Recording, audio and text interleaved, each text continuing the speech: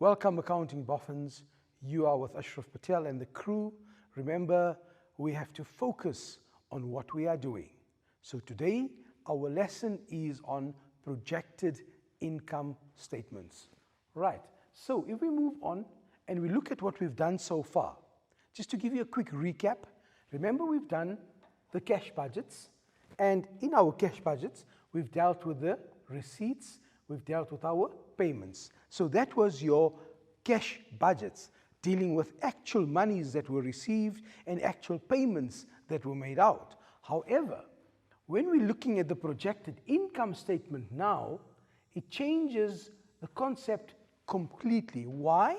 Because now we're not looking at receipts and payments any longer, but we are focusing on, watch, what is the projected income statement?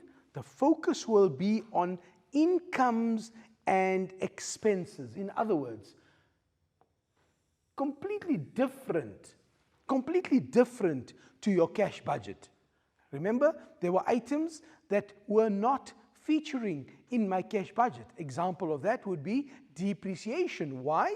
Because it was a non-cash item. However, depreciation will definitely be a figure, or it will actually feature in my projected income statement. Why? Because it is an imputed expense. That's just one example. Now, if we look at, obviously, within the transactions, when we have all our cash sales and cash payments, credit sales and credit payments, all these figures, like your normal income statement, and the advantage of a projected income statement is that in terms of prior knowledge, you already know what an income statement looks like. Why? You've dealt with it before. But this is now what we call a projected income statement, something that we are forecasting for the future. What's the purpose of your projected income statement? Very clearly, it is used to plan and predict the amount of profit. Now, can you see the difference? And this is very important for an accounting student to take cognizance of. Your cash budget deals with the bank balance.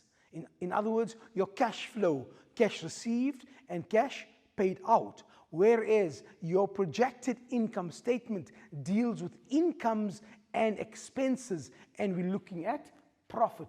That's right, the profit component. Okay. And it also looks out for the estimated income and expenses for the forecast period. So once again here you can clearly see that when your focus is on the projected income statement, your mindset has to change now from a cash budget. Now you don't think receipts and payments any longer, but now you focus on incomes and expenses. Now, obviously, like I said, we've done an income statement before. Let's go through it. In your income statement, you include all the expenses that are expected to be incurred during the budget period. So, whatever expenses that you think may occur in the budget period will definitely feature in your projected income statement, right? Then you have all the income that is expected to be earned. Watch the terminology here, people. Very important. Let's focus on that for a while. When we're talking about incomes, we're talking about incomes that we are earning, right? And therefore, you'll see the word earned. When we're talking about expenses, we're talking about expenses that will be incurred. Can you see the word we are using there? So clearly it is very, very evident to you that an amount may be an expense, but it may not be a payment. Obviously, you can think now, and this is where you link your knowledge of adjustments into your forecast income statement. Just to illustrate further by means of an example, if you have rented out premises, right, at 5,000 Rand a month, and you expect to receive for the year, so obviously 5,000 times 12 will give you an amount of 60,000. That's the income you expect to earn. However, the income that you've actually received may be a different figure. Okay? So if we break that up and we say, fine, the 60,000 Rand is the income that I have earned, whereas I look at this here and I say, if we take that amount of 50,000 and we say that's the amount that we have received, clearly you can see in your projected income statement, your rent income will feature as 60,000, the income that you have earned, whereas in your cash budget, the income that you have received from rent income will only be 50,000. So clearly you can distinguish now between what is supposed to go to the cash budget, only cash that we have received and paid obviously, whereas your projected income statement will have your incomes that you have earned and your expenses that you have incurred. When we are preparing the projected income statement, obviously management will analyze and estimate on how certain decisions will impact on profits. For example, a decrease in advertising will result in a decrease in sales. Clearly, these are management decisions. So once again, when we're preparing the projected income statement, it is done with this in mind to ensure that we make the highest possible profit for the business. So the example that we have used here is that if we decrease our sales, obviously, let me repeat that. If we decrease our advertising, what impact will it have on our sales? So clearly you can see that if you decrease your advertising as an expense, it will lead to a decrease in sales. And do we want that? Certainly not. Every business tries to maximize its sales and in such a way make the greatest possible profit.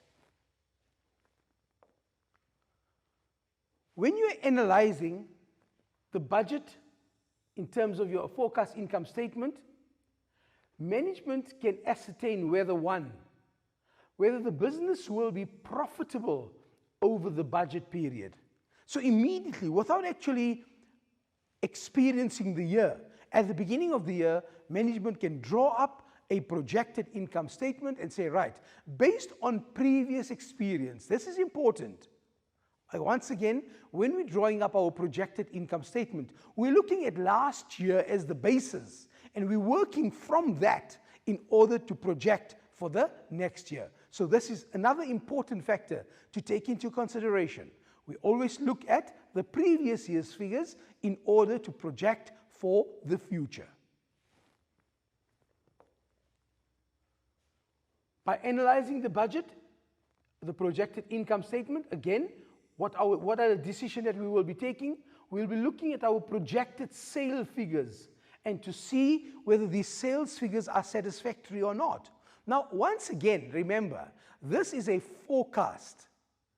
What actually happens may be something totally different, obviously, depending on various contextual figures and circumstances. So this is important to remember. Yes, you are planning in advance. You are budgeting for the next financial year. You are projecting. That's why it's called a projected income statement. However, it may not end up to be that, but definitely if you do not have this plan in place, then certainly you're going nowhere. Also, which expenses need to be reduced? Whenever we incur expenses, we've got our expenses from the previous financial year in our last year's income statement, okay? And remember, the income statement is now called the Statement of Comprehensive Income. So therefore, when they talk about an income statement or the Statement of Comprehensive Income, it's one and the same thing. So, looking at your expenses, once again, what's the idea? The idea is to reduce expenses. But once again, you can't just reduce expenses nilly-willy. Like I alluded to in the previous part of the lesson where I said, if you decrease your advertising, yes, you're decreasing your expense, but what are the implications? What are the consequences of that decision? Obviously, by decreasing your advertising, you could have a negative impact on your sales. So it's not a case of just decreasing expenses nilly-willy. Again, what will management do when they are forecasting? They will look at the enterprise and see whether we can afford to hire additional staff. That means looking at our staffing complement. Would it be possible to hire more staff? Or, on the contrary, what is the possibility that because of poor economic conditions, is it maybe that we now have to retrench staff? So understand, people, these are important decisions that are made based on, like I said, concrete evidence. And what is your concrete evidence? In this case here, your last year's financial statements. That will give you an indication of how you can project for the next year. Also, whether the business should intensify the advertising. Because of the competitiveness of markets these days, it becomes important that we advertise our business. And in this way, if we advertise our business, we can clearly see how this will influence our sales. Okay. Your projected income statement predicts a loss in a specific month. Management can make suitable arrangements to prevent this from taking place. In other words, if you're looking at a projected income statement and it is indicating that there's a possibility of a loss in that month, immediately management needs to say, okay, hold on, what actions can we take to prevent that loss from occurring? So understand what we're saying. It is just not a preparation of something that we put away in a cupboard. No, it is something that we interact with on a continuous basis to ensure that we take corrective action when necessary, to ensure that we do not sustain a loss, to ensure that we try to the best of our ability to maximize our profits. Okay, so now, if we summarize what we have done in this segment of the lesson, let's take the following into consideration. 1, you've prepared the cash budget. And in preparing your cash budget, what have you taken into consideration? You've taken into consideration all your cash receipts and all your cash payments. Okay, now, that will then give you the bank balance that you anticipate for that particular period under review. Now, this, people, impacts on your cash bank balance. The reason why I'm emphasizing this here is to draw a parallel between your cash budget and your projected income statement. Right, so the cash budget, like I've explained, takes into consideration all the cash that you've received or you anticipate to receive and all your cash payments that you anticipate to make in the budget period. So that will you'll either have a cash surplus or a cash deficit, and then you'll bring in your balance of your cash at the beginning of the month. We're just repeating what we've done in previous lessons for you. This will then give you the situation with regards to cash. Right, let's put that aside. Now we bring in the projected income statement. What is the projected income statement? Your projected income statement is a projection of future incomes and expenses. Right. So, if I just give you an example, just to illustrate this point a bit further. If I tell you we intend purchasing equipment to the value of 300,000 Rand, right? The first question I'm going to ask you, this purchase of the equipment, does it impact on my cash budget? Certainly it does. Why? Because money is going to be leaving our business. But if I asked you, will the purchase of equipment impact on my projected income statement? Then the answer is an emphatic no. Why?